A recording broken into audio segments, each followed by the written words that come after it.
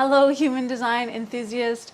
My name's Karen McMullen, and today's video is all about a human design mindset that I encourage you to adopt, which is just willingness to waste money and spend extra money as a result of listening to your human design authority. And welcome to my channel where I share human design and channeled messages to help you get really clear about who you are and what your role is in the global grand reorganization that's taking place right now. I'm here to you from my beautiful Airbnb in the Dominican Republic. It's so cute. I just arrived here yesterday. But you can always connect with me on social media on Instagram or Facebook if you would like to kind of get more of an inside view of my life and how I live. Originally, when I made this video, I was just going to make it to be about emotional authority, but the more that I sat with it, the more I realized that this is really true for all authorities. So I'm going to share some stories today that illustrate examples of how I've wasted money, how I have spent more money as a result of honoring my emotional authority. But I'll also share other examples that I've heard of through friends and colleagues of how they have also wasted and spent more money. So that way, when you have all these examples, maybe that will tickle your own willingness to be true to your authority even when it costs dollars and cents. So today we'll hear from me in the past, a couple days ago when I filmed the original video about emotional authority. And then I'll also share the other examples that have come to mind since I filmed that. Okay, so in the world of marketing and sales, scarcity helps sell. So if there's only a few things left and people need to act quickly, it forces people into making a decision, and oftentimes that can help people buy. So that's like a marketing and sales truth. However, that really works against having emotional authority, which requires clarity over time.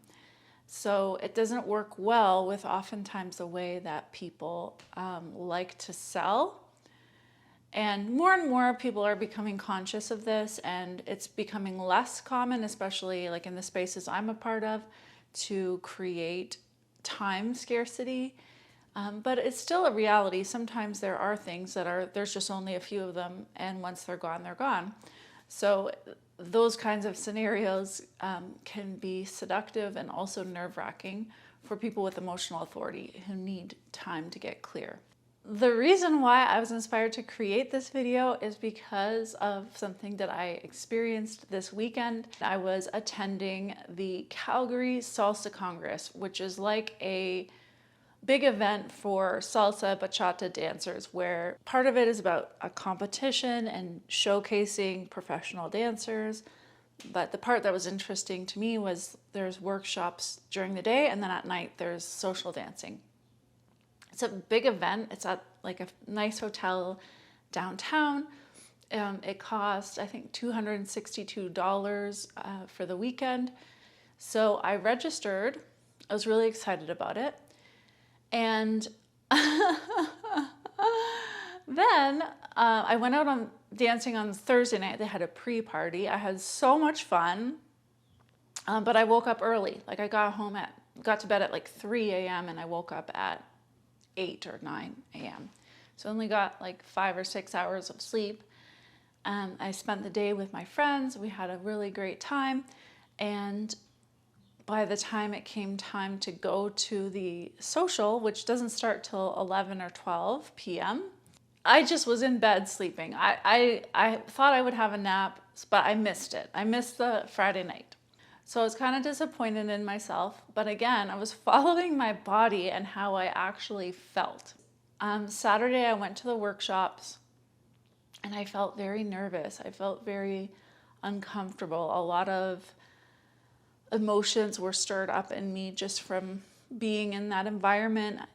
It was very new to me. It was very challenging. The level of the dancing was much higher than my level of dancing. And 2, 3, 4, 5, 6, 7, 8, E1, 2, 3, 4, E5, 6, 7, 8, 1, 3, 4.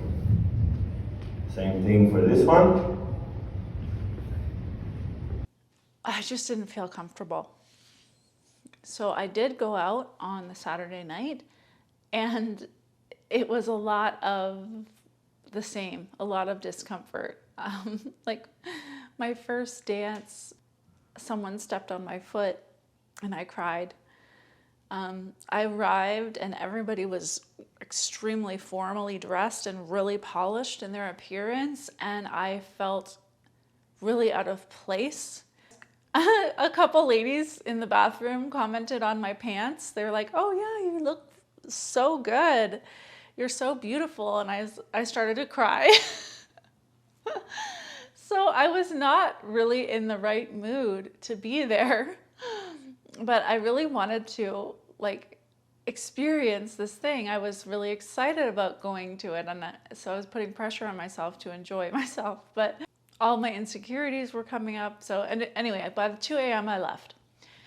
And the next day I attended 3 workshops. I had a good time, but I felt my body full of tension. Like I started to feel a headache. I felt so much tension in my shoulders. Like my nervous system was clenching. I went home, I started to rest. I was really wanting to rest so that I could go back to the final social. What I ended up doing was just tending to my emotional self, who was not feeling safe, not feeling okay. A lot of issues from my childhood were coming up, feelings of not belonging, feelings of being unloved, unwanted. I just needed to rest. So I didn't go back. I didn't go back for the final night. So in the end, I ended up spending $262 on something that I used only a portion of. And I guess there's some disappointment with letting go of something that I wanted or I thought I wanted. But the reality of having emotional authority is tending to my emotions and how I feel and honoring myself. The moment that I decided I wouldn't go back, I felt better. My body relaxed. So I had been like having a nap, listening to a yoga nidra, having a bath. Those things helped, but when I finally really listened to my emotions, I cried, I journaled, I tuned in and honored myself, I felt so much better, and I just ended up watching some shows and then falling asleep and having a full night of rest. So that would be an example of kind of wasting money and being willing to waste money, and being willing to waste money in the name of honoring yourself and your truth. Another really great story that I remembered as I was contemplating this topic is one of a friend, colleague who has ego authority.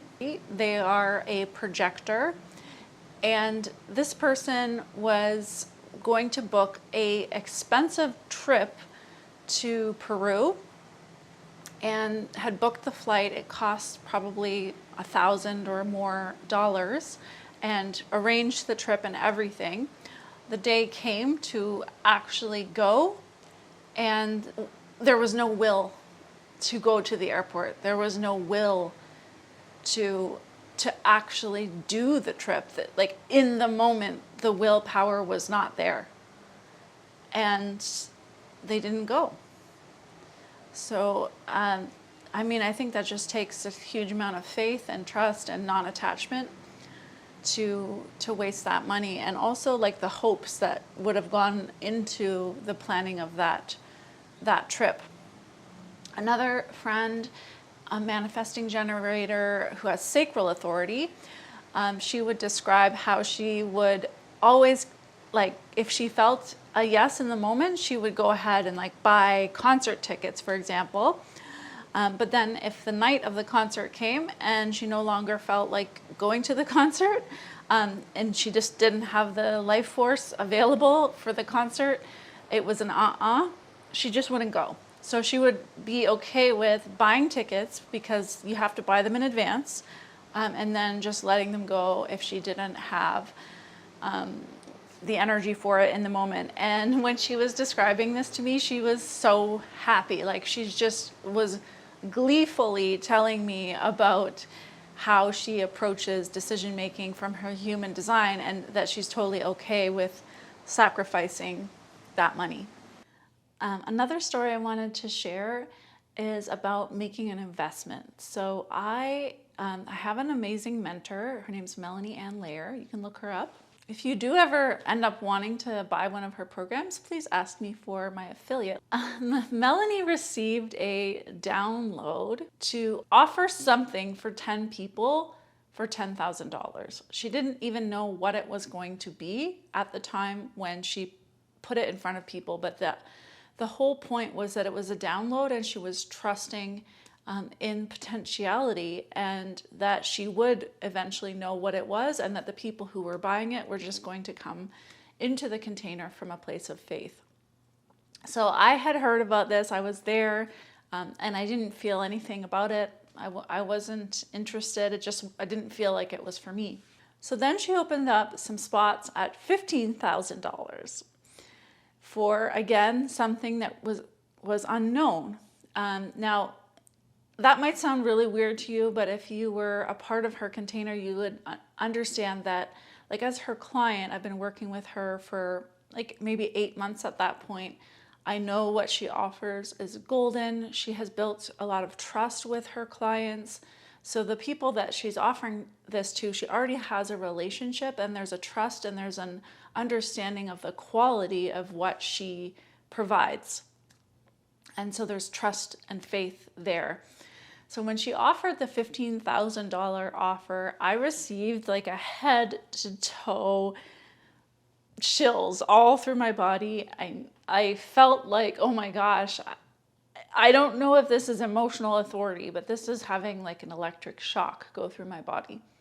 So I had to sit with that because I wasn't sure if this activation was a sign to go ahead with this thing or not. And I did have a lot of fear and nervousness around investing that money. So it took me some weeks to sift and sort through all the things that I was feeling around this, because, you know, with emotional authority, I don't want to say no to something just because of fear. However, I don't want to also ignore the fear. So I need to feel it out, be with it, let the intelligence reveal itself. So by the time I got clear that I did want to do this thing at $15,000, there were no more spots left. So I was disappointed, but they ended up, I don't know how long, like a week later, opening up some spots at $20,000, which is crazy, but I did end up saying yes to it. So the way I look at that, and I'm so glad I did. It's a year-long program with her. It's incredible. I'm having a great time. It was definitely the right decision. So the point of that story is that maybe if I had a different design, I could have signed up at $10,000 or $15,000. But because I waited until I was totally clear, I spent an extra $5,000 or $10,000 in honoring myself. And I'm so glad that I did that, and also that I gave myself permission to spend more. You can actually watch a video where I recorded myself channeling a message about this particular decision, and it was such a powerful decision. So you can check that out right there. A final example that I thought of, just that people who are reflectors who need to wait a moon cycle, I imagine that they're always, all the time, missing out on like fast action deals, like things that need to be taken action on today. So in conclusion, basically our entire society is not organized around timelines that really honor various designs, decision-making processes. And we're not even as a society well prepared for just really listening to each other's truth and allowing each other to feel what we need to do is right for us. That's why it's a deconditioning process to listen to yourself and to honor yourself. Oh, okay, one more thing I just want to say is I thought of another way that I spend more money is that oftentimes the things that I actually want and that really feel right for me are more expensive than what my mind thinks that I legitimately can afford or that I should have. So I don't know if that's true for you, but apparently my truth is I like expensive things. So I end up, when I'm really honest with myself, often spending more than I'm my personality or my mind is comfortable with. But that's always worked out pretty well for me, and I think that when you set the standard according to just listening to your truth, life takes care of you. An example of that was when I ended up buying my car. I actually did several videos about my car decision-making processes. I bought a Mercedes. It ended up costing a lot of money, so I sold it, and then I ended up buying another beautiful car, both of which required me to stretch out of my comfort zone of how much I had thought I would or should spend on a car.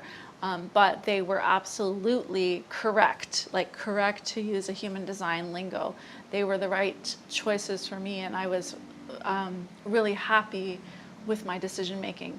But it required me to really step into abundance, which is a part of my design actually. I have gate 55, which is the gate of abundance, in the position of my real genius, my design earth.